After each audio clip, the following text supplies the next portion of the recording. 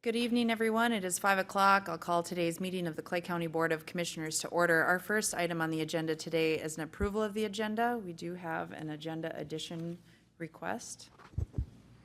Madam Chair, I'll make a motion to approve the agenda with the agenda addition. Okay, we have a motion offered from Commissioner Bear, Second. second from Commissioner Ebbinger. The agenda addition is an approval of a letter of support to the Minnesota Federal Senator delegation requesting a delay in the SNAP assistance, SNAP administrative and benefit cost shifts. Any further discussion? All those in favor of the motion signify by saying aye. Aye. Opposed, same sign. The motion carries. Citizens to be heard this evening. Are there any citizens in the audience wishing to address the county board on any item that is not on the agenda? Any citizens wishing to be heard? Steve, have you had any online requests? I've not, Madam Chair. Thank you. Moving into the approval of the payment of bills and vouchers. Madam Chair, I move that we approve the payment, the bills and vouchers. We have a motion offered from Commissioner Ebbinger and a second from Commissioner Krabnoff to approve the payment of bills and vouchers. Discussion? Discussion. All those in favor of the motion signify by saying aye. Aye. Opposed, same sign. That motion also carries. Presented in the packet is the June 2nd, 2026 meeting minutes. Madam Chair, I'll make a motion to approve the minutes. We have a motion offered from Commissioner Bear to approve the minutes as presented. Second. Second from Commissioner Krabnoff. Discussion? Discussion? All those in favor of the motion signify by saying aye. Aye. Opposed, same sign. Motion carries. Item 2 is the request approval of the Advanced Correctional Healthcare Contract Renewal. Sheriff Empting, Chief Deputy Martin, good evening. Good evening, Madam Chair, Commissioners. Thanks for having us this evening. We are here to get the approval to renew and sign a contract with ACH, who is our correctional care folks over at our correctional center. It is a 5.66% increase compared to last year, and that's been fairly consistent with their previous contracts as well. Last year, they sent us an email saying they're roughly going to be a 7% increase, but they're going to try and keep it under, which they did do that. It is budgeted, because we knew this was going to be coming, so it is budgeted, but I want to have the chief deputy kind of give you a little bit of a spoiler into what our budget for medical care is going to look like for 2027. It's going to be a little rough, I think. Questions for the sheriff? Do you have anything, Chris? Just briefly here, as you know, when we have inmates, we're responsible for their care while they're over at our facility. And that includes not just from ACH providing care within the facility, but also any time that we have to transport them to Sanford or any other medical provider. If they don't have insurance, we are picking up the tab for those services, along with any medications that they may have. We are also taking care of those costs. Over the last 3 years, we've seen those rates increase substantially. ACH was a known, it was a given. We signed a contract with them in 2022. In 23, 24, and 25, their rates rose by 5%, and they had estimated a 7% raise each of those years. So that was a known. What was an unknown, and still is an unknown, is the amount that we're spending on Sanford and Diamond Medications, which is our medication provider for the inmates. This year we had budgeted for $930,000. I ran the numbers today. We've already spent $590,000. The majority, or the biggest difference why we're off a budget, is the substantial fees that we paid to our medical providers and the medication providers. At this point, I'm projecting that we're going to be over $1.2 million for 2026 after budgeting $930,000 for this year. So you believe it will be 1.2 million total, not 1.2 million over the 930? Correct. I think it'll be about 30% over what we had budgeted for.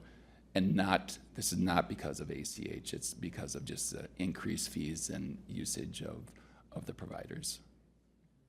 Questions from the board? I have one question, Madam Chair. Is there another option other than ACH? There are other options to go out and get bids for them, but again, I don't see this as an ACH issue. They provide above average care for our inmates. The nursing staff that we have is very good staff, and they have good connections with not just our staff, but with the inmates as well. And those numbers are a known number. This year, we're paying out $66,000 a month to have almost full-time coverage over there, and they're very needed and used often. How many nurses are over there? Or how many people are part of ACH that are over there? I'd have to check with Carrie to find out for sure how many, but I believe they have, We got the main nurse Sam, and then I think they've got another full-time along with a couple part-time over there as well. I want to say there's 4 or 5. and then it also includes having an on-call, full-time on-call doctor Yeah. as well. Thank you. Commissioner Campbell. Yeah, if my memory is, if I recall correctly, we did have another provider of this service not too long ago, and it was a lot of trouble. Correct, yep. And, you know, so we made the switch. I think it was right before you came on board, Commissioner Bear. But yeah, so we did have, and since we've had them, I haven't seen any issues like we'd seen before anyway in terms of. You know, and one of the things that Chris hit on was the medication side of it, and I know that we just, we lobbied our legislature to change that law that was written last year, which we could not use generic medications. It had to be the same exact medication as somebody was brought in with.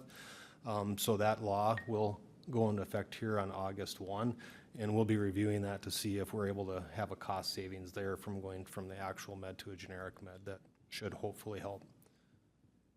Thanks for your work on that. That's very important. Do you have a follow-up? Yeah, just a separate question. So, when we have inmates in there, and if they were on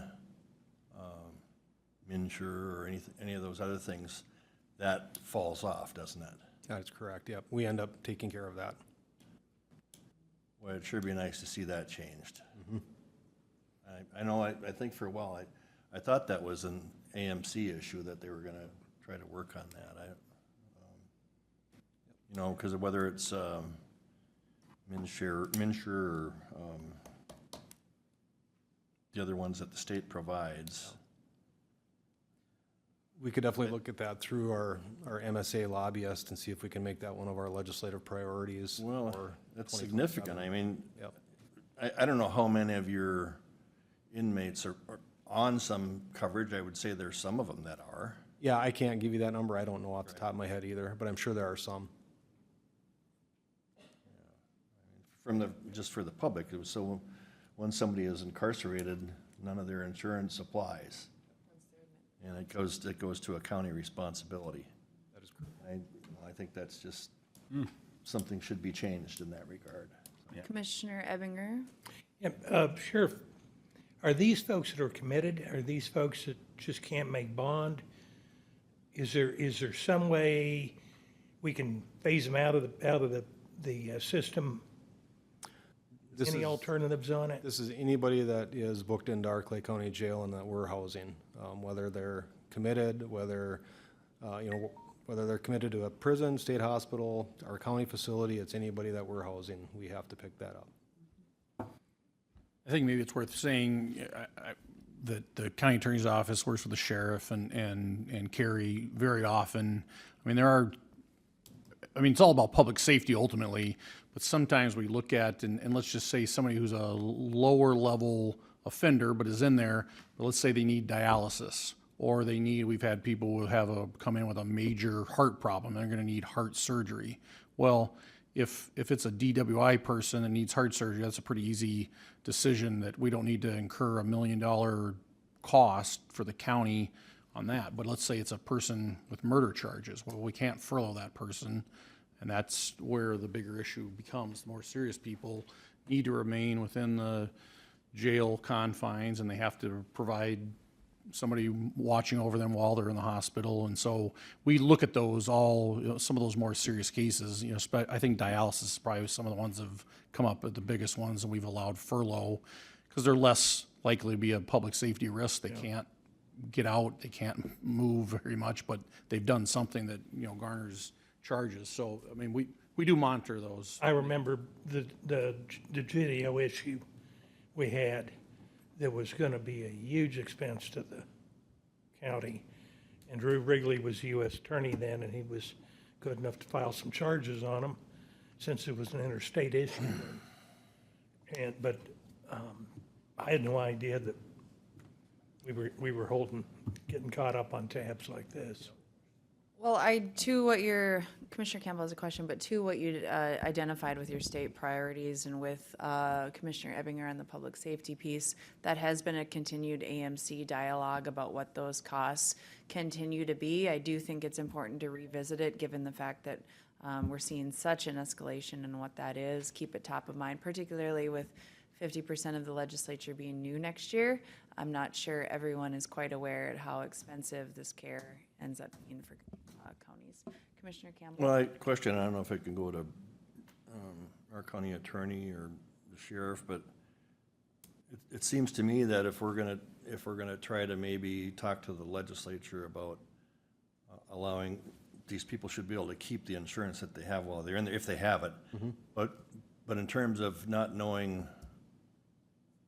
which ones do and which ones don't, it might be good for us to do some research on that. I don't know what questions we can ask and what questions we can ask, but it seems to me that one of the things we should be able to do is to inquire whether they currently have health insurance.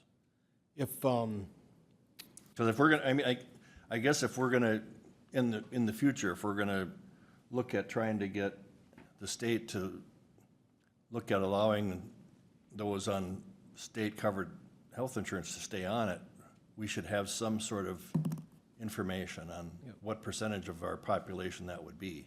And if we're able to ask that question right now, I'm sure our jail administrator would have that, as she's very detail-orientated, and she's very responsive. If we were to ask her that, she'll tell us if somebody has it, if somebody doesn't have it type thing. She's very, very on top of that stuff. Well, I think it would be good to have if we're gonna be asking or moving forward with AMC to maybe even look at a policy. That's, okay, thank you. She's good. Yes, Commissioner Krabanoff. Yeah, and just one question back to the prescriptions that you were talking about. With the doctors that put out those scripts, do they have the choice of generics first, or you know how that is? Do I have any say in that at all? Do the doctors have any say, or? No, well, is it offered? I'm just saying, are generics being looked at? So right now, no, we don't have any say in that. With the way that Minnesota state law is set up, we do not. Come August 1st, then yes, we would have the ability to look at generics at that point. Okay, thank you. Any further questions on the request? Madam Chair, I'll make a motion to approve the contract renewal with Advanced Correctional Healthcare, Inc., effective July 1st of 2026. Second. We have a motion offered from Commissioner Bear and a second from Commissioner Ebbinger to approve the contract renewal with the implementation of July 1st, 2026. Any further discussion? Any further discussion? Discussion. All those in favor of the motion signify by saying aye. Aye. Opposed, same sign. Carried. Thank you. Item 3 is a request approval of step placement for a healthcare unit eligibility worker. Social Service Director Quinn is with us this evening. Morning, Madam Chair and Commissioners, or good evening, Madam Chair and Commissioners, sorry, habit. Yes, I am here requesting a motion to approve an appointment of our internal candidate in our eligibility worker position in our healthcare team at grade 14, step 9. I got to be honest, I brought this to pick and then I went on vacation. So it's a little bit more delayed than I like to typically bring things from pick to board. I just want to be transparent about that out of the gate. So it's been a few weeks since I brought this to pick, but earlier this year, the county board approved the replacement of our vacant eligibility worker position within the healthcare unit. That was end of March, beginning of April. Again, PIC reviewed the request for this advanced step placement, recommended bringing it forward for all of your consideration. I am requesting approval to appoint this person at grade 14, step 9. The candidate was in this role, this exact role, for about 10 years. prior to switching to a different role within social services. So they bring very extensive work with the MA and Minnesota Care programs. Prior to transferring to the new division where she's now leaving, the employee had this same classification and was at that exact step and grade when she left. As you know, the healthcare team continues to manage high caseloads and increasing program complexity. Because of this previous experience, there's going to be a lot less onboarding that's going to be needed. They'll be able to be at full capacity much more quickly than a standard hire, I'm going to say, just off the street. Kind of restoring our capacity on the healthcare team a lot more quickly than we otherwise would. I do know step 9 is way advanced compared to where we normally start, but again, this employee holding that position for as long of a time as she did, and kind of still having that knowledge, kind of being a go-to person on that team, is a factor in why I'm requesting that. Even since PIC, we've had some updates to this. As with a lot of internal movements to social services, we have now had a series of 3 additional internal moves as a result of this one eligibility worker swing. So the numbers in terms of the dollars and cents have adjusted a little bit. So the eligibility worker would be filled at grade 14, step 9. The selected candidate is moving from grade 16, step 10 down to this. They are aware of that and have accepted it under that condition. That vacancy will be filled by another existing internal employee that's serving at grade 16, step 5. So there'll be a small amount of cost savings there. And the resulting vacancy will then be filled through, it says an external hire, but that has changed even since this board agenda item is on. That will be filled by an internal hire at grade 16, step 3, but that position is coming from child protection. So child protection is coming down into this new role, so we will see savings. That person is at grade 18, step 5.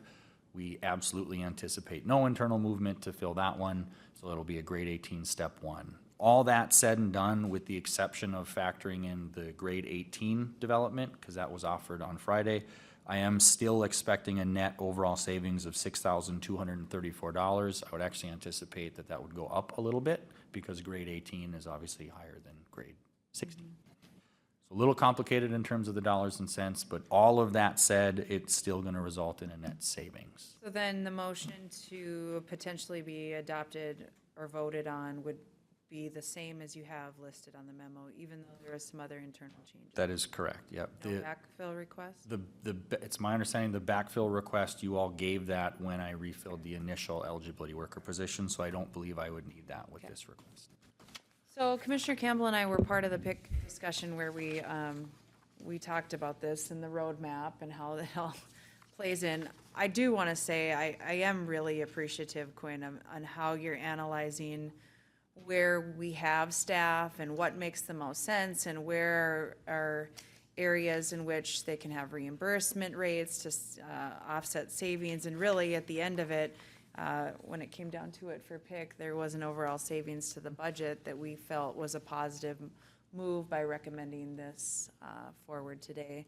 But any further questions on the request? Wishes?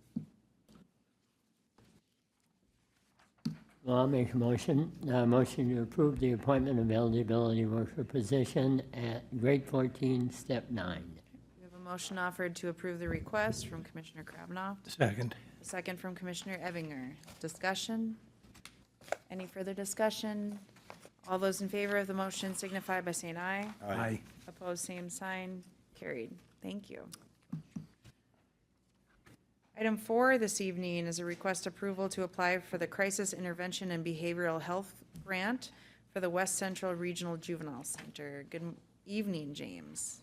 Good evening, Madam Chair, Commissioners. Yeah, I'm here today to request permission to apply for the Crisis Intervention and Behavioral Health Grants. It's federal money, but it's coming from the Minnesota Department of Public Safety. There's $1 million available to local governments. And I plan on putting together a proposal that wouldn't require us to hire any staff, but that to try to get up to $250,000 of it over a 2-year period. That'd be for a non-secure program. Questions for James? We've had good luck applying for grants in the past, so we're hopeful. Can always try. Madam Chair, Commissioner Ebinger, I move motion to approve the West Central Regional Juvenile Center to apply for a crisis intervention and behavioral health grant. a motion offered from Commissioner Ebinger to approve, Second. second from Commissioner Bear. Discussion? Any further discussion? All those in favor of the motion signify by saying aye. Aye. Opposed, same sign. Carried. Thank you. Thank you. Item 5 is a request approval to refill a vacant care coordinator position in the adult health unit along with corresponding status change. Good evening, Jessica. Good evening, Madam Chair and Commissioners. I am here to request consideration to refill an open position we have due to a resignation notice we received last month. The primary reason this was not on consent today is we are also requesting a status change to move the position from a 0.8 FTE, so 4 days a week, to a 1.05 days a week FTE. So I am going to focus my presentation on the status change today, since the rest of the position typically would have just been approved through the PIC process. So the employee that resigned was originally hired as a 1.0 FTE back in October of 2021. Following a leave of absence, she returned to work with the status change of going down to a 0.8. That was part of a retention strategy that public health used during an ongoing nursing workforce shortage. However, due to continued program growth, we don't feel that we can continue to accommodate the specific position at that lower status and are requesting that it be refilled during this opportunity now that it's open back to the 1.0. The adult health unit continues to experience sustained growth in both volume for caseloads and service complexity, while staffing resources have declined.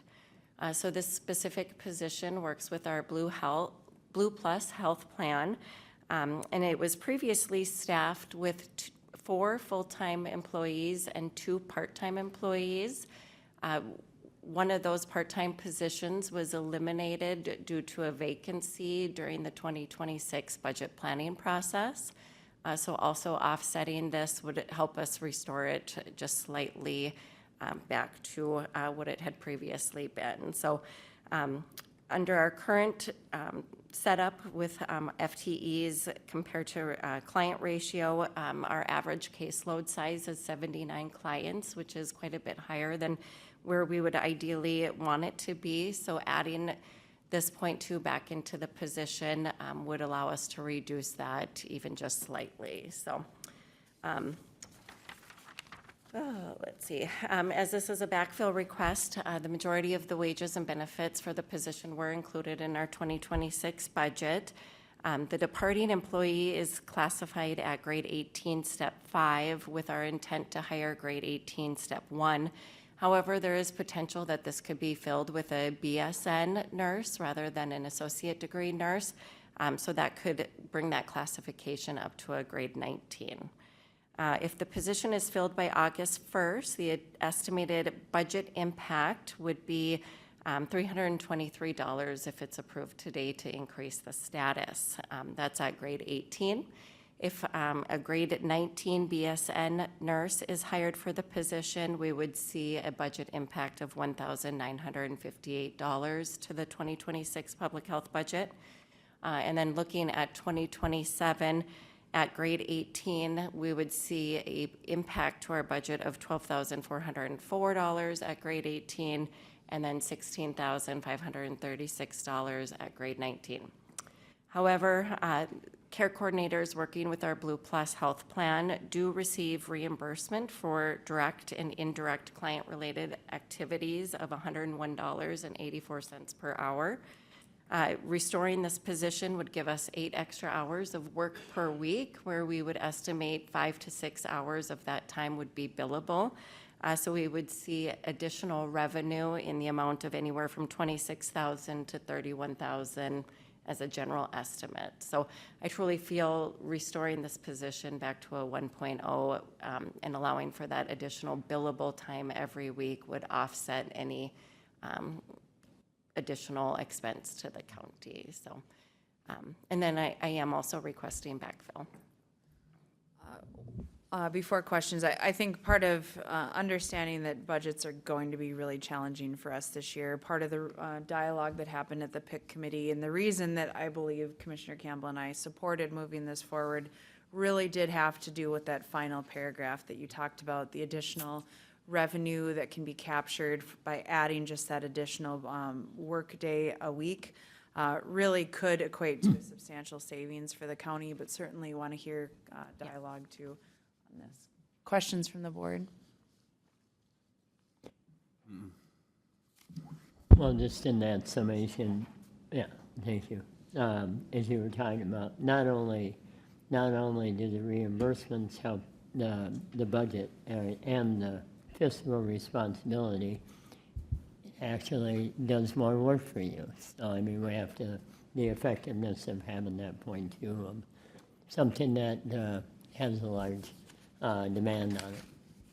Yeah, we'd really simplify things with case assignments, overall caseload. I think it would help program morale, evening out the distribution of cases, and then obviously the increased opportunity for revenue as well. What might backfill look like?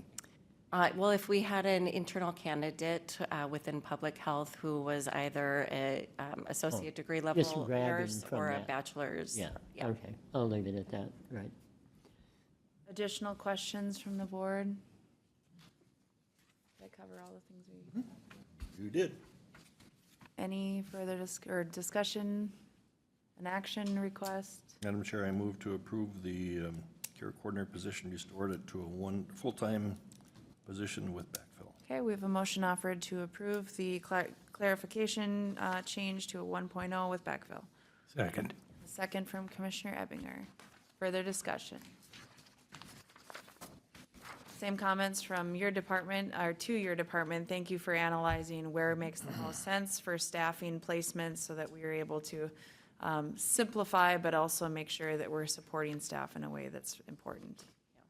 Additional comments? Madam Chair? Commissioner Campbell? Yeah, I want to follow up with that too. I think that, you know, you being new in this position, you've really done a nice job of really trying to look at ways to modify or what have you, the way service is provided and how you work with your staff. So I think you're doing a really nice job with that, so. Any further discussion? All those in favor of the motion signify by saying aye. Aye. Opposed, same sign. Carried. Thank you. Item 6 is a request approval for solid waste to apply for the Minnesota Pollution Control Agency recycling grant. Good evening, Corey. Good evening, Madam Chair, Commissioners. As you know, the MPCA is requesting that we try to shoot for a goal of 35% recycling by the year 2030. They came out with this grant, and we've recently started a wood recycling program at the transfer station, and we'd like to expand that to the landfill. With this grant, we would be able to purchase 3 pieces of equipment. One would be basically a mini waste handler like we have at the transfer station, a skid steer on tracks, and a trailer to haul them to the demo landfill. We would use the equipment to pull out any lumber that we deemed usable. We could reach right in, pull it out, rather than having to send somebody in there by hand. This would also replace an aging skid steer that we have at the landfill and put it on tracks so we can use it for mowing and that kind of stuff as well. So we felt it was a good opportunity for us, and it would come at a cost of $25,000 to the county with $149,961.60 total ask. So that would be my request this evening. Corey, can you just identify where that $25,000 would come from? I mean, I know you have the count for it, but. It would come out of our internal service fund for replacing of the skid steer and that kind of stuff. Questions, Commissioner Campbell? Yeah, Corey, can you, when you talk about that MPCA's wanting us to reach to 35% by 2030. Is that both the landfill and the demolition landfill? Yes. So it's taking total tons and reducing it by 35%? Right. Pretty It's much. increasing our recycling rate. It's any recycling or reusing that we do throughout the whole county. And I'm sure there's score funding to come with that, right? Yep, yep. The better we do recycling, the more score funds we get, supposedly. Commissioner Bear. So that was what I was gonna ask. What if we don't hit that 35%, but it comes down to score funding and that's where the dollars come from? They haven't given us any negative consequences at this point. It's just a goal. Yeah. As long as we're increasing and showing that we're trying, they're gonna work with us. Well, the state is already taking a good percentage of the score funding anyways. Yeah, I digress. Did you I have was- something else, Commissioner I was Campbell? kind of being kind of tongue-in-cheek when I said that with more score funding, but, but, you know, so another thing that would also help us reach that goal is the organic stuff that we're talking about, right? Yes, and we should hear on that. They said 6 to 8 weeks, and I believe it was 8 weeks today, so we should hear real soon on that. So that would help us immensely as well. That'd be really good, yeah. Thank you. Board direction? Now, I'll make a motion then to approve the application for the MPCA Environmental Assistance Grant in the amount of $149,961.60 for the $25,000 local match. Okay, we have a motion offered from Commissioner Krabanoff I'll second it. and a second from Commissioner Campbell. And I do have a question. Yes, Commissioner Campbell. Thank you. So is this, this grant that we're applying for, does the MPCA have a certain dollar amount that they have? How competitive is this grant? I don't know the exact dollar amount. I do know that Nathan, the new MPCA, he moved from Pope Douglas County. He sent it down to us and told us we'd have a pretty good chance at it. The only stipulation is there's also some stuff in there for recycling of hair products, and we don't do that, so. Not yet. Well, maybe. See how we do on this one. Yeah. Any, And I can say the same thing about how you've been doing with solid waste, the same that we've talked about with Quinn and Jessica today. What you're doing is really, really beneficial to all of our taxpayers in Clay County. You really are watching out for the best ways to approach things. And it's greatly appreciated. Commissioner Mojo and I happen to serve with you in that capacity, and we see it firsthand. And I know all of your SWAC committee group think highly of the work that you're doing as well, so. We try to get all the funds we can and not spend any more than we have to. Just one comment. yes, Commissioner Bear. Just keep us up to date on if we receive that grant funds or not. Absolutely. We will, because we'll have to find 25 grand. Well, it'll come out of the internal. If we find the you organics, were we're talking gonna have about to the find organics. 400,000. Both of them, I mean, both of them, yeah, all of them. we will. I mean, we approve them to ask, not just him, but all our departments, we ask them to go after these grants, but sometimes we don't get informed if we've received them or not. I'd like to start knowing if we start receiving them or not, so we know. Good. Any further discussion? Madam Chair, Commissioners, just note that when it comes to the grant writing that Commissioner Bear mentioned, Corey has staff, actually James, we have a number of staff that are participating in grant writing opportunity through AMC here in the coming weeks. And so we're hoping as a collective group of leadership that's an avenue that we can look to offset the taxpayer dollars. Great. Any further discussion? All those in favor of the motion signify by saying aye. Aye. Opposed, same sign, carried. Thank you. Thank you, Thanks, Corey. Corey. Item 7 is a request approval of the bridge maintenance agreement. Good evening, Justin. Good evening. Yes, so the first item I have is, this is really similar to the bridge MOU that I brought a couple months back with Cass County. So this is just updating a bridge maintenance agreement with the city of Fargo. Also included in the maintenance agreement is the city of Moorhead, Cass County, and the city of Fargo. This doesn't change anything, how we're doing things today. and it covers two bridges, the Wall Street Bridge and Cassaw 12 Bridge, 60th Avenue South.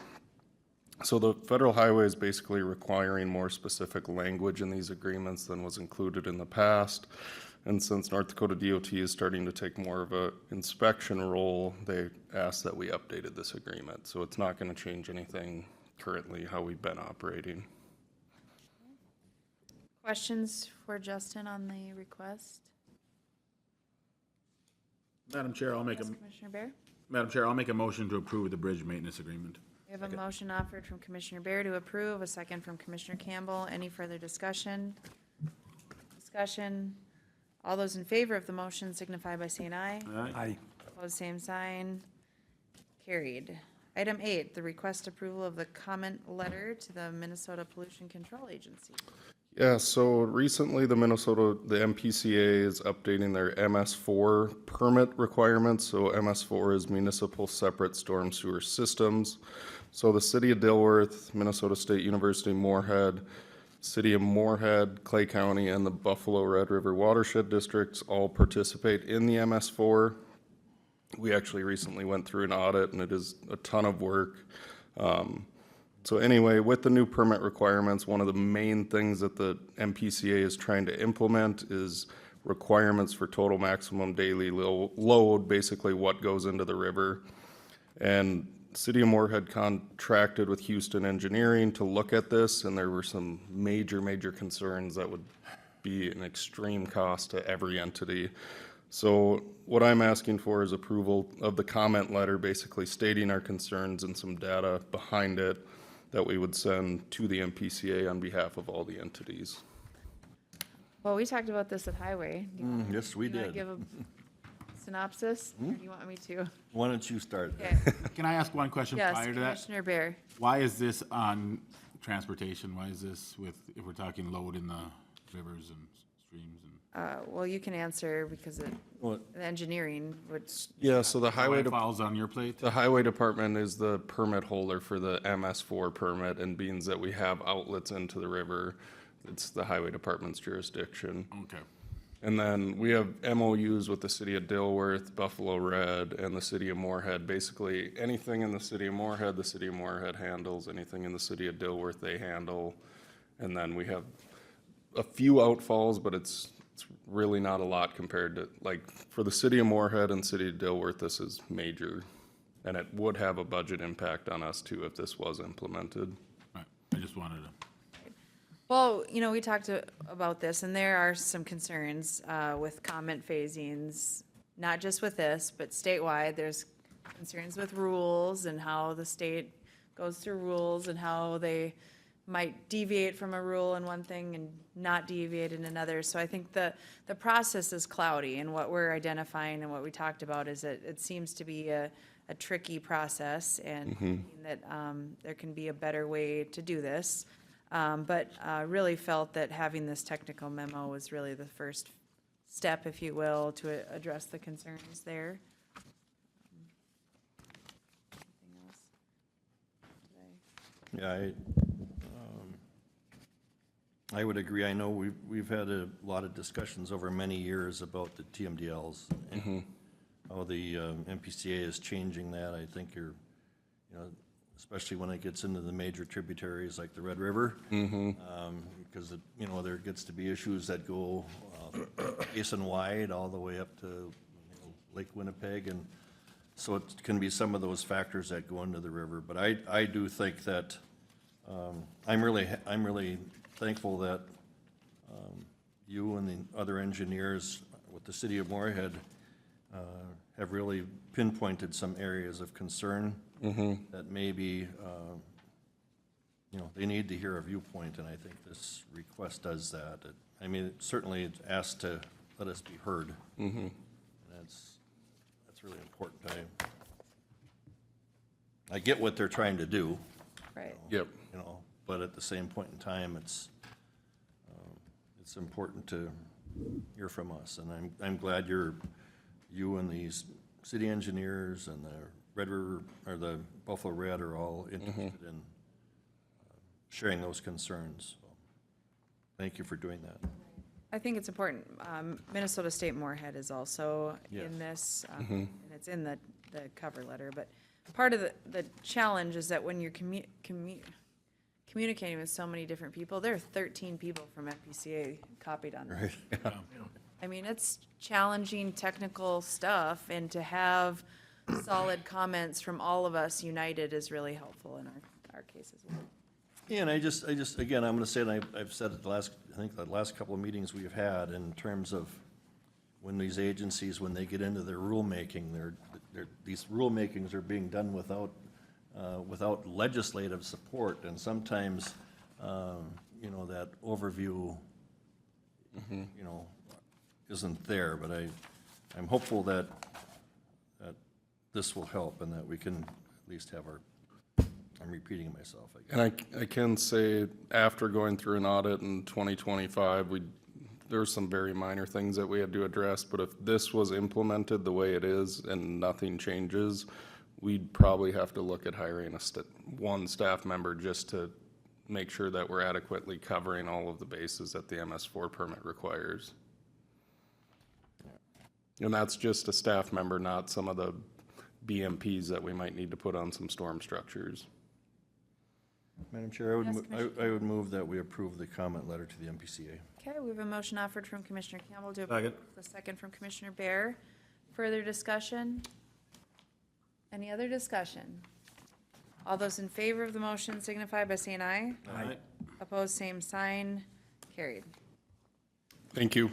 Yo. Thanks, Justin. Item 9 is a request approval of the Axon Justice Software Purchase Application. We have County Attorney Melton with us. Good evening. Good evening, Madam Chair. Good evening, Commissioners. I am coming here to request purchase of a software program, Axon Justice.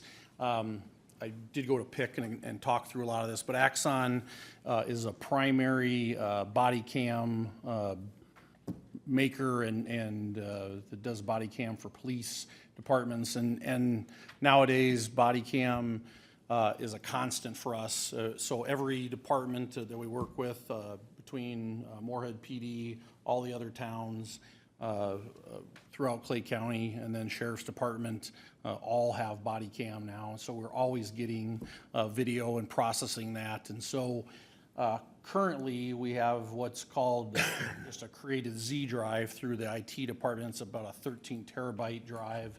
It costs about $31,000 to maintain yearly. This program, which would be about, at least for the next year, budget year, would be about $36,000. About $5,000 more would allow a great deal more as far as being able to store that video.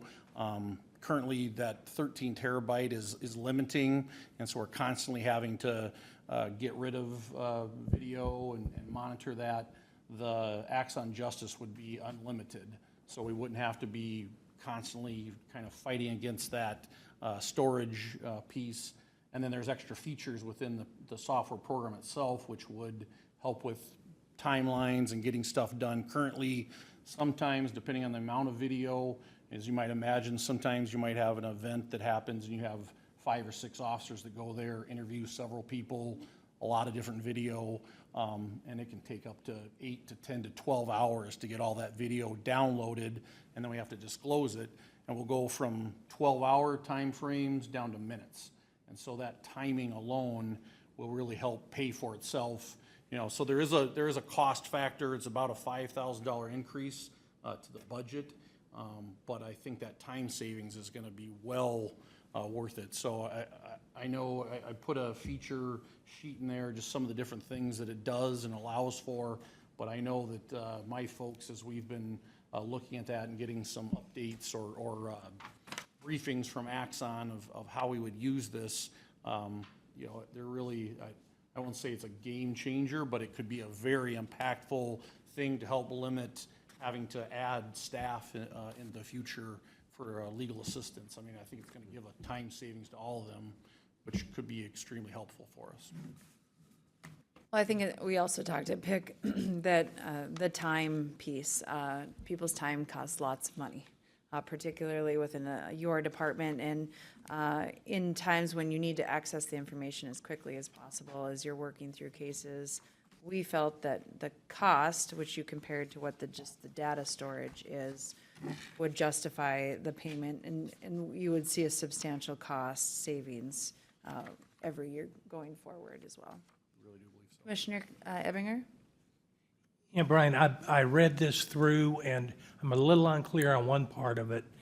They can take what you've got on the current system and put it within the framework of, you only have to access one data. Correct. Everything that we'll have, this will change, or we will no longer have that Z drive and that 13 terabyte piece and that cost. Everything will get transferred over. And really all the, so again, everybody uses Axon except for the sheriff's department. And I want to say Greyhawk, but that's not quite right. I can't think. They use a different one, but that too can get stored in there. They just have to go through a different cycle to get it stored into. So all of that program will store all video for us. And it's on the cloud? On the cloud, correct. Well, the redaction, and I'm doing this from a position as somebody that was looking at this stuff, 8, 9 years ago. But what they've got right now addresses a lot of the fears we had on not being able to keep up with redaction and getting things out for information requests and the whole bit. So Right. I think I see where the savings is going to be. Correct, Commissioner. Real. Beyond just that download piece, again, I didn't get too into the other features, but there's a lot of other features for you able to do our own redacting. It has I guess if you will, an AI feature that produces an instant transcript, which is very helpful. It's not a 100% transcript. You still have to go through it, and when people are talking over each other, you'll get about a 70% transcript, but that's better than what we have currently, where we have to go back to law enforcement, ask them to create one. So there's definitely some features that are going to be other time savings that we haven't even really explored yet. But yeah, redaction is a big piece too.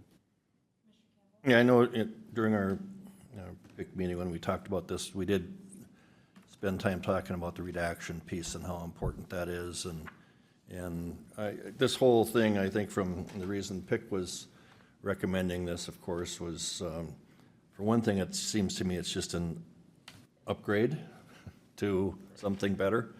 And it really is, in my mind, it's going to pay for itself and the time savings that we're dealing with. And didn't you mention something too, that there's a potential for some, do you have like forfeiture dollars or something that could go towards this? Right, if you look, I gave it, obviously, one of the primary things is it's a 5-year contract.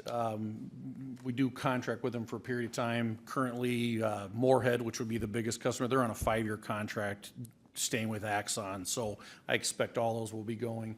But we do expect to implement immediately after approval here in July. And that July through the end of the year, I would pay for through forfeiture money. I have forfeit that 13,000 would come from me in forfeiture, and then after that be budgeted into the 27 and then future budgets after that. Just like it is now. Just like it is now. Additional questions? Good question. Yes, Commissioner Bear. And then coming 2027 budget, we'd be not paying for what we currently have, right? That would come off the books? Correct. I would expect Rory would, I haven't told him, or, well, we've talked specifically about it, but I'd be telling him that if this is approved, then I would expect his would come off of that budget. Currently, that's in his. That's in his budget? Correct. All right. Madam Chair, Yes, Commissioner. I'd like to make a motion to approve the purchase and application of the Axon Justice software system for the Attorney's Office. A motion offered from Commissioner Ebinger, Second. second from Commissioner Campbell. Steve, did we need a dollar amount included in the? I think for this first year, the first years or 6 months we would, the rest of them would be captured in the upcoming budgets. Was that number specifically identified, the 6 months? It's at the 13, Was, Madam Chair, that was that, just scrolling down here. Sorry, Gab. Should be 12,999.60. Okay, That's for does your this year? motion reflect the 1299 Yes. 960? Okay, and second? Yeah, and that would come out of his. The forfeiture. Forfeiture. Further discussion? All those in favor of the motion signify by saying aye. Aye. Opposed, same sign. Carried. Thank you. Thanks, Brian. Item 10, the request approval of resolution 2026-12 for continuation of the performance measurement program. We have our Assistant County Administrator, Darren Brook. Good evening. Thank you, Madam Chair. Commissioners, good evening. This is the resolution for continuing the performance measurement program for 2026. A little bit of history on this. This started that I tracked back in 2011. It is a state auditor's program. And what it does is we identify different categories from our departments and that we have been tracking data since 2011. And each year we get a little bit more data. It doesn't take a lot of time to put together because a lot of the departments track this already. So when this comes up, it's due on July 1st of 2026. The data will be from 2025. And so when this comes up, the departments are able to give me that information very quickly. The other nice thing about it is that last year we received $9,359 from the State Auditor's Department because we did participate in this program, and that's about the same that we normally get every December. In 2025, there was 39 cities that participated in this program in 28 counties, so not all of the counties or cities participate, but we have since 2011. This information will be posted on our website for 90 days, so the citizens can review that if they want to. And with that being said, I am open to any questions that you may have. Why did thank you. Any questions? So it's the same every year, Darren, it's something that you can provide them the information that they need and you can do that for probably less than the $9,359 that we get, right? Isn't it? A lot less, yes. So it's a revenue producer. It's a revenue producing, yes. I don't know where that money goes. I think a general fund, but it doesn't come to the administrator's budget, I don't think. No. Well, to follow up, I do think this data is really helpful as you walk through some of this. It shows some needs areas and interesting data for us as we make decisions on programs. Additional questions? Madam Chair, I'd move to approve the resolution 2026-12 to participate in the state performance measurement program for 2026, or it's 27? It'll be for 2026, so. Okay. Oh, it's okay. This year we'll report next year. Okay. We have a motion offered to approve the request, resolution 2026-12. Second. A second from Commissioner Bear. Any further discussion? Any further discussion? All those in favor of the motion signify by saying aye. Aye. Opposed, same sign. Carried. Thank you. Can we do the agenda addition now?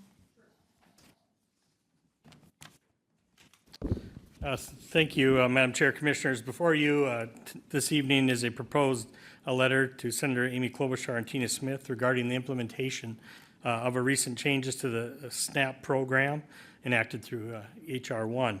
The letter requests support for extending implementation relief to all states as the State Senate develops the 2026 Farm Bill.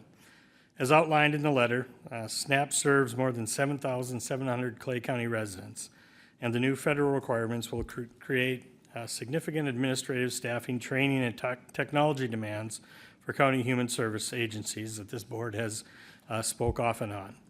While Clay County has maintained a strong SNAP payment accuracy rate, less than 2%, the legislature reduces federal administrative funds and introduces new cost-sharing requirements tied to state payment error rates, creating substantial financial exposure for both the county and the state. The proposed correspondence asks the Minnesota senators to support a delay in these cost shifts provisions for all states, providing counties the time necessary to implement program changes, maintaining service levels, and continuing to improve payment accuracy without disrupting assistance to vulnerable residents. The recommendation would be for the board to consider signing the attached letter, and that I yield for any questions. Thank you, Steve. The other reason this came as an agenda addition is NACO sent out a urgent request for folks, counties to contact their senators on this. Questions? I'd move approval of the letter. Commissioner Campbell offers a motion to approve. Second? A second from Commissioner Ebinger. Discussion? Any further discussion? All those in favor of the motion signify by saying aye. Aye. Opposed, same sign. Carried. We'll email that to the offices as well as a hard copy. Correct. Thank you. Item number 11 is the request approval of the recommendation for the Heartland Trail state or regional trail designation. Thank you, Madam Chair. As you recall, on June 9th, this board held a work session. We had a presentation from Dan Farnsworth from Metro COG. He shared the findings and recommendations of the Heartland Trail study that the counties participated in going back to 2024 and 25. The presentation reviewed the proposed alignment extending the Heartland Trail throughout Clay County, the work completed to date, and the considerations associated with pursuing the project as either a state, a regional, or a combination of both types of trails. Since the completion of the study, the Heartland Trail Task Force has continued evaluating right-of-way opportunities, coordinating with partners throughout the including the Minnesota DNR and the Buffalo River State Park, and exploring long-term implications of trail designation, funding, construction, and maintenance responsibilities. The key policy question before you this evening is determining which is your preferred direction of advancing the project. The board had a robust conversation after the presentation, evaluating both the pros and cons of each option. At the end of the discussion, this board asked county staff to bring this item forward for discussion and consideration. And with that, I would yield for comments from the board. Thank you, Steve. Commissioner Campbell? Madam Chair, thank you. When we had that work group session last week, it's too bad that we didn't have that agenda in reverse order. Because when it got down to when we started talking about our Clay County 2027 budget target discussion, we all realized the significance of the impacts that are going on right now with our budget. And, you know, and I said it during that time with MetroCog here, that I really believe that if we were to go this regional approach, it could really cause some problems, financial problems for our county that we just are in no shape to handle right now. And I guess I'm speaking up just like I did at the work group session and advocating strongly that we adopt the state type of a plan that would go forward with the trails. I know there's some things, and that doesn't say that maybe there could be a small stretch down during this planning process that maybe we could alter that down the road to maybe get something where it's of significant use to more people. That would be good, but at this point in time, I think our budget's gonna be stretched so thin, and I'm even looking beyond 2027. You know, you look at the next even 3 years, the demands on our budget are gonna be just incredible. So I'm advocating for the state option. Commissioner Ebinger? Yeah, I'm going to have to agree with Commissioner Campbell. We are not in a position right now to take on, although a desirable resource that is going to take a lot of money to develop and to maintain. So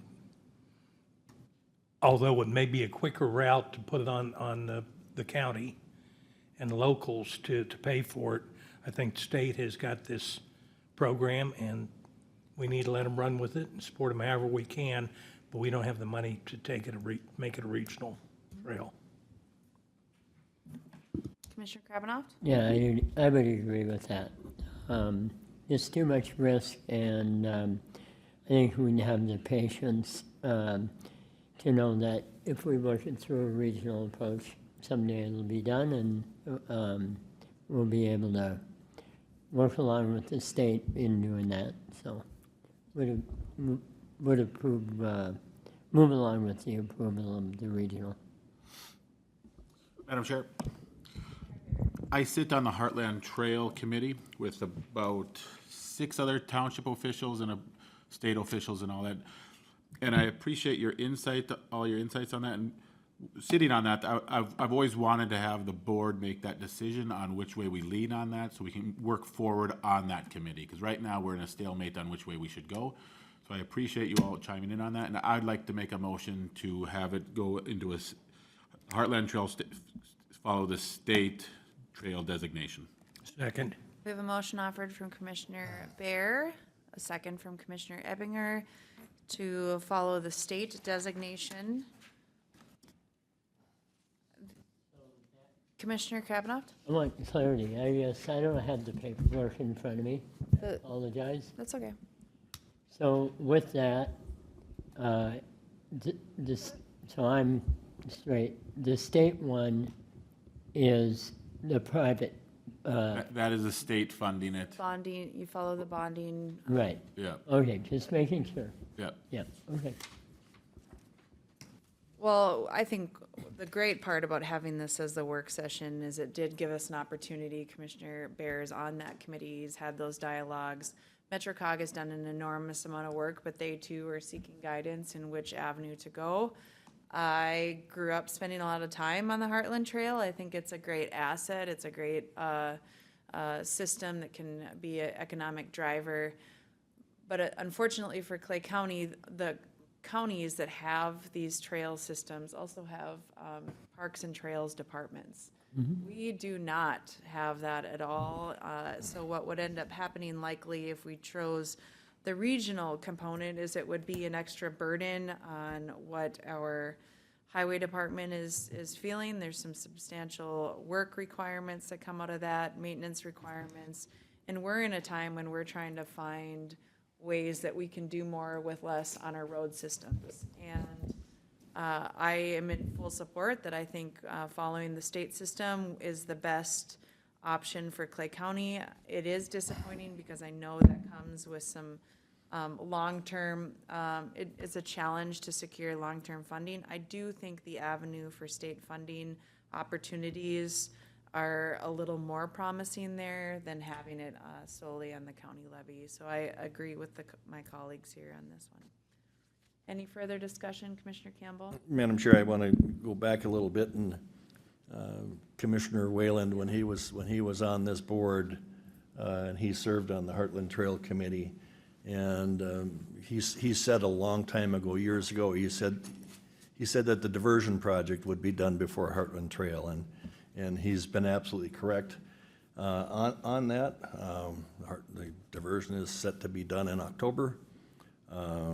The frustrating part about this is that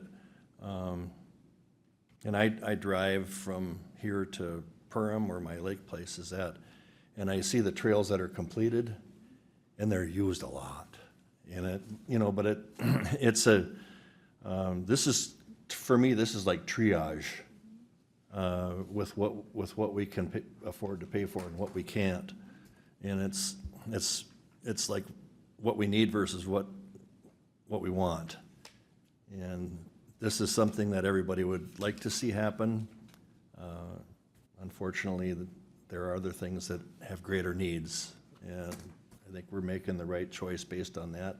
I do believe that moving forward, going back to the statewide vote that put X amount of dollars, I can't remember what it was, into SART SAMs and those types of things, that maybe they could expand the ability to use those dollars in some of these ways would be beneficial.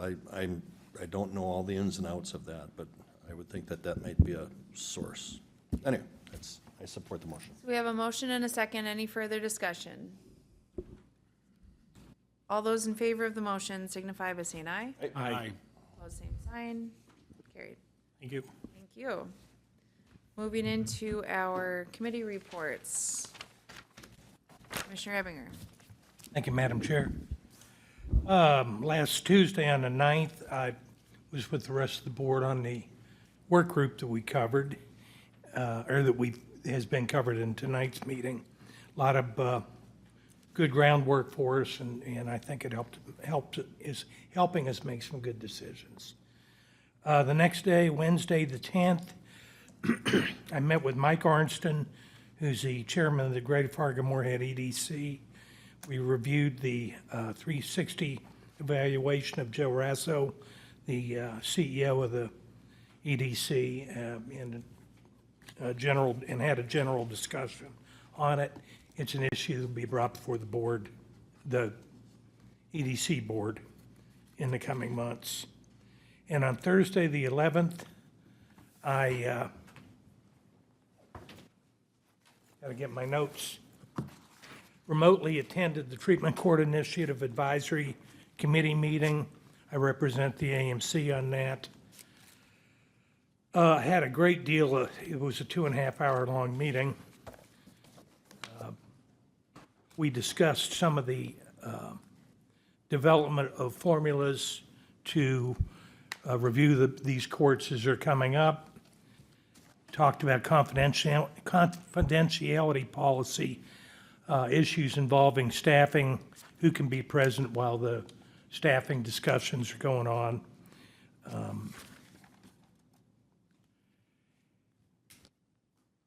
Then we discussed future meetings and scheduling on it, best practices and some of the treatment court evaluations that we're doing. And I'm not going to go too far in the weeds on some of this stuff. It's not relevant, but it was a very productive meeting. And that completes my report. Thank you, Commissioner Ebinger. Commissioner Crabtree. So on the Wednesday the 10th, started out the day with the Clay County Extension Committee. We had our new board member, Michael Butnoff, in attendance, so it was nice to meet him and hear more about his background. We also have, there's an open position right now, and some of the work that's being filled in by, they have an intern through August. She's a senior from Ohio State, a senior in degree in agriculture. So she's helping out fill the gaps. We mainly went through program updates from 4-H into the agriculture and natural resources, Master Gardener program, and then other regional updates. A big part of the discussion was from our Northwest Minnesota program leader, Carrie Revenue, and she really went deep into the new initiative that they've been bringing about called Beyond Ready Initiative, and it's purely a youth development program that starts pretty much ages 10 years old up to 19. And the value to that in nurturing these kids through youth development, one fact that is coming out of it, these kids are 3 times more likely to be engaged in community activity than kids that don't go through these programs. So that was the main gist of that meeting, and so many good things are going on, prepping for the I call it the Barnesville Fair, Clay County Fair, and getting ready for that, and they have high numbers of kids being involved, kind of the highest level they've ever had. Later in the day, I had the Clay County Collaborative Governance meeting. We had presenters from the different providers and their requests. There was for funding for 2027. There were 17 requests brought forward by different, some of them through the same entity, but 17 different grants, if you will, that we would put out in the collaborative. 16 of the 17 were approved. The other one wasn't. It was determined it wouldn't fit the criteria.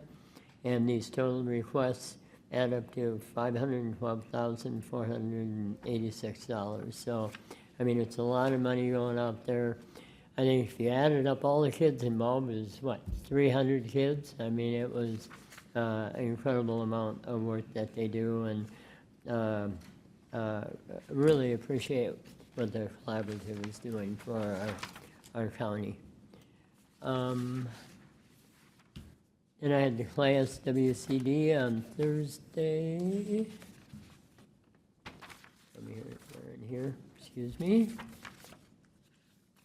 Mainly finished up some, there was 9 CRP contracts that were planted for reimbursements of cost share. And I haven't got the final 3 amount yet. We'll have that next month in detail. But we've done 10 miles of matting and mini plant jobs. Field 1 breaks were in the neighborhood of what was approved. Looks like there was right around a dozen of those. So, also a big part of what they talked about was they're working on their budget that we will be having on July 21st. And I think my big takeaway, been around this organization for many years, but it was mentioned last week a little bit as we talked about our own budget and how we work with the class WCD.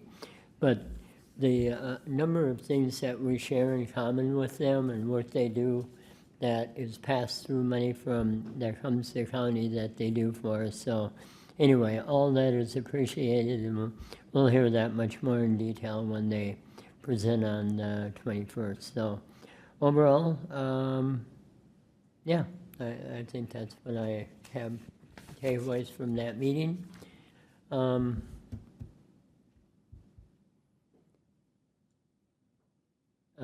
It would have been on Friday. I had a Historical and Cultural Society Finance meeting. I will say that our budget's on track, and again, toward budgeting, and you know, everybody's pitching in here. The efforts to increase our revenues, and again, we've been strategizing this to increase those revenues continually, and some of the things are starting to happen in a positive motion. So that's more or less at the infancy stage. And then Monday I had 2 meetings that kind of revolve around Cap LP. One was the fact they took on Reach out in Holly. They've now set up policies and procedures for them in their thrift store that's being set up there, and it's kind of been refreshed. They expect to have right at $80,000 goal, and the efforts that they're doing there is to have that a for-profit center so that they can work in the community around Holly and out in rural Clay County of services that they can provide residents of that area. The other part is through the FRC, that's also housed with CAP, bringing a transportation plan that maybe we could work with. We're working along with Matt right now and several other entities to make that much more efficient, to kind of see what we can do to improve the efficiency of our transportation needs in the city of Moorhead and Dilworth. And then this afternoon, 2 things happened today. Law Library, we had a quarterly meeting. This group is funded by the number of court cases that go through the district. We get $10 a court case, and that balance is up to $124,000. It's amazing. These people are working over there. And anyway, what do we do with the money? And so we've been doing improvements to the law library itself. We're making iPads available for people needing help in their work whether it's they're in the courts or doing something civically on their own. Also, two upcoming things that are just in development and probably be taken off over the next couple of months will be a family mediation program and also a CHIPS mediation program. Clay County hasn't had these in the past, and Otter Tail is the family mediation. I think Becker's got the CHIPS. So anyway, kind of following and making these available in Clay County. And then this afternoon, I had the Clay County Adult Mental Health. We did reports of our agencies, again, well attended.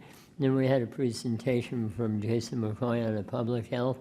And there's a newer,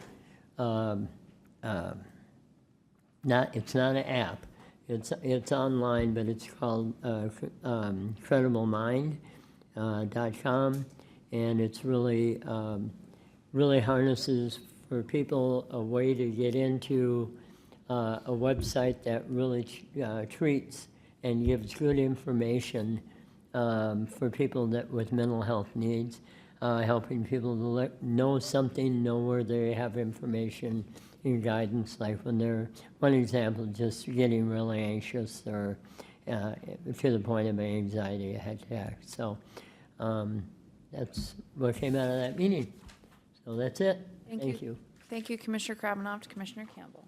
Thank you, Madam Chair, and I want to start off just the work group session that we had last week, that and the agenda items that you had put on there was well-timed, and I want to kind of incorporate a couple of my committee meetings together, because if we recall, one of the items that we had, I want to thank Haley and Thomas for being here, during that conversation, I brought up to them, you know, the success we had, but I also talked about that $9.5 million of additional dollars that are out there for state flood mitigation dollars. The reason I'm going to incorporate, so we had a planning committee meeting of the Diversion Authority on the 11th, and during that meeting we talked about, one of the things we talked about was Minnesota funding, and one of the things I brought up to them is if we were successful in getting any more allocation of that $9.5 million, would the Diversion Authority match that? Because that was not clear before, and based on what we learned from the Diversion Authority Planning Committee meeting, yes, it would. So I think it would be good for us to let Haley and Thomas know that, as well as let, you know, I believe the Buffalo Red has its own lobbyist as well. And then maybe even follow up with Dr. Zimmerman, because he's going to be part of that plan in place with Steve and applying for some of these things that go on. But that might really be a carrot to get us some additional funds, knowing that would be matched. I have nothing else on the work group. That was just all timely discussions. The County Personnel Issues Committee meeting was on the 9th. We acted on just about everything. We did have one conversation regarding the phone system cost comparison, and I've got a cousin who has a band, and the band name is Easily Amused, and at that meeting I was easily confused. I was really confused over the presentation on that, and I think everybody felt the same way. So I think we're going to be getting some more information on that before we'd make any changes to that system. Everything else we dealt with today. Then we had the dispatch meeting of the June 10th also, and that was the Budget and Finance Committee meeting. And we had learned that the Executive Committee had agreed to move forward with the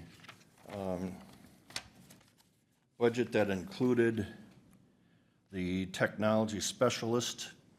For those that don't know, the technology specialist is going to be basically an assistant to Brian. And Brian has been involved with that for many, many years, and I would think it's just a matter of time before, you know, he'll probably be pulling the plug too. He hasn't said that, but time would just say that So when we talk about having plans for replacing, that position was included, none of the other ones in the other options were. And so the budget that was approved originally would have been 8.28% increase. However, we did have a look back to the population, and Clay County's number did drop.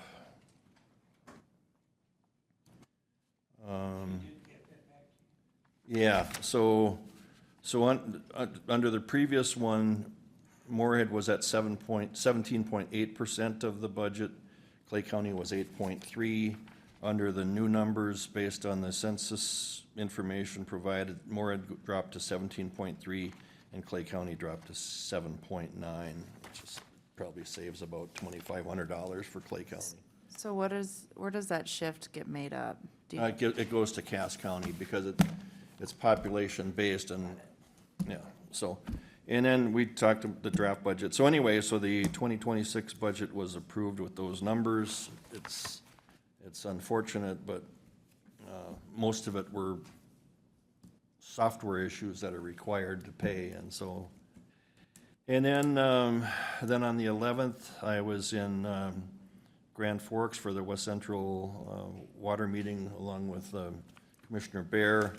We're trying to plan out how we're gonna deal with moving forward with financing and funding of different projects, and I think we're really coming up with some good plan options there.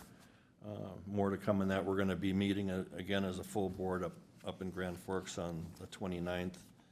I think we're really setting this up to really see some pipe getting in the ground in 2027, right? That's the goal. Yeah, so, and I think both Ezra and I kind of really pushed for a timeline to see some, with our goal getting water to Felton as soon as possible. So that would be good for northern Clay County, for the residents up there. Diversion Authority Planning Committee meeting then was also that on the 11th.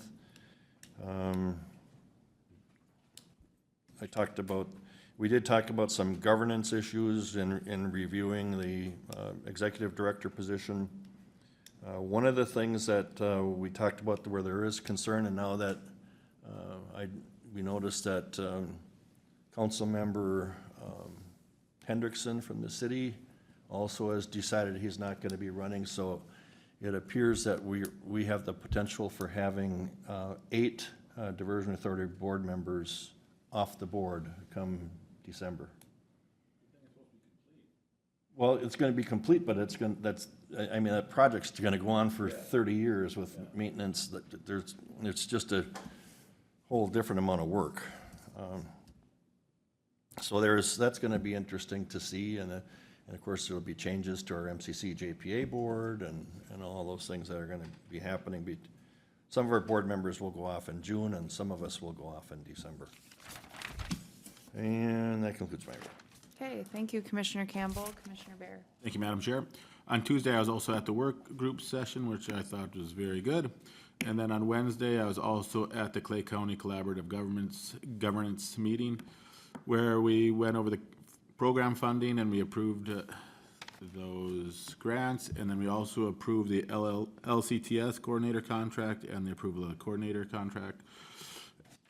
And then I also went up on June 11th up to Grand Forks for a workshop for the West Central Regional Water District on our next financing options and building options, which we'll be reporting back to the full board on the 29th.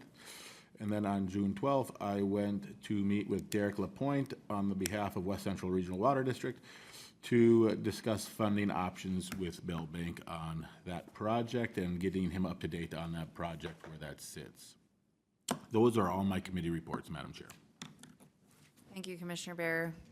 Last week, I also attended the PIC committee that was represented well from Commissioner Campbell's standpoint. The piece that needed some additional clarification had to do with our phone systems throughout the county. What made the most sense? We needed more data to better grapple with what we were discussing. Thank you to all of you for your input on the work session. It really felt like it was a valuable conversation so that we could take action on the items of importance today. And I also think that the timeliness of wrapping up the legislative session and talking about the successes at the legislature, but then pivoting as we are under contract with Tom and Haley, where is areas that we can put them to work on in the off-season that really would help maximize issues for Clay County. And we've identified a couple of them today, but particularly that flood hazard mitigation pool of funding, having their expertise on those application proposals would be very important. I also attended the Clay County Extension Committee meeting with Commissioner Krabanoff. We did have a good discussion from all the presenters, particularly great to have new membership on there. And then we did talk about the budget and the constraints that we're looking forward. We did float the idea on that open position to recommend changing it to a 0.8 position from a 1.0 position. That decision needs to likely happen soon, as the intern will cover the additional workload during the off-season and the fair season. But once we get into school-based programming, that position covers a lot of that school-based programming. And we've heard from our school districts the importance of having the representation in those school districts. So Steve will be working with Cecilia on what that looks like, anticipate something coming to this board for approval or action going forward. And that concludes my reports. Steve? Thank you, Madam Chair. I'll skip everything that has been covered. We had management on June 10th. We talked about the legislative session, 2025 budget, our upcoming appreciation picnic, Clay County Government Days at the Clay County Fair on July 10th. And also Darren's been, along with several department heads, has been spearheading a data practice update for the county. On the 11th, I met with Darren, Anna, and Tessa Melvin from David Drowns and Associates. As this board's aware, we determined that we're going to be looking at a market study next year with an adjustment or implementation in 2028. And so we're having those discussions, what that would look like. Again, any discussion will most likely come to PIC and then before the board. On the 11th, I also met with Jessica and Joe on a series of county issues. Did have an opportunity to go to open house for Peyton Mastera, Dilworth administrator, wish him well as he moves on. I think he had his first board meeting in Nebraska today. And so that was great to wish him well, appreciate the work that he did with the county. I think that concludes my report. Thank you, Steve. Brian? Thank you, Madam Chair. I think maybe just worth mentioning, as this board may be aware, there's a law change coming in effect August 1st that affects juvenile law, and the fact that juveniles 10 years of age through 12 years of age will no longer be considered capable of committing a crime. And so that has some impact within the juvenile setting. And so instead of it being referred to through the juvenile criminal process and ultimately from law enforcement to our office, those issues now that potentially arise will now be going to the Social Services Department and looking at potential CHIPS matters in those cases.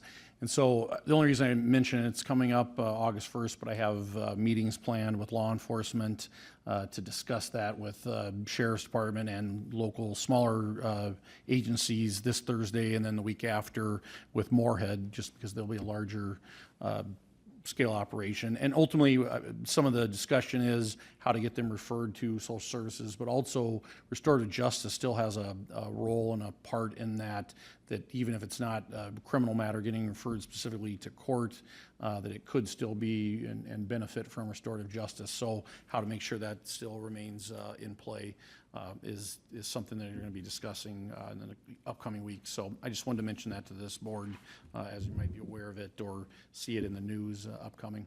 I did also want to just mention that we have our own internal wellness week within our office that we're doing. We have some different things over noon hours, some mediation or meditation stuff, mental health CLE, trauma and legal profession on Tuesday. But what I wanted to mention was that on Thursday, June 25th, so next week, Thursday, we do have a potluck.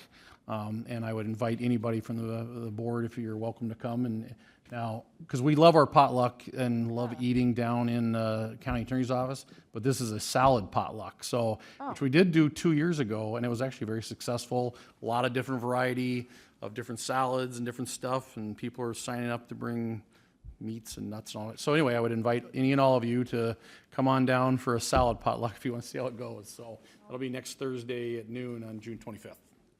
Thank you, Brian. Darren? You have a minute to go. I got 1 minute. I'm not sure I can top that salad potluck, though. Everything has been covered already. The only thing I had that was summarized was I had a meeting with Rory to tighten up that phone system presentation. So that'll come back to the board here in the next couple weeks. Also had 2 evaluations that I did for the recorder and the planning and zoning. Had a Laudermill hearing on Thursday, and everything else has been covered. Thank you. Thank you. Sarah, do you have anything? Okay, if not, we have concluded all business for the day. We are set to have our Board of Appeal and Equalization here in a couple minutes. The county offices and buildings will be closed Friday in honor of the federal holiday, and then we will meet here next Tuesday at 8:30. We are adjourned.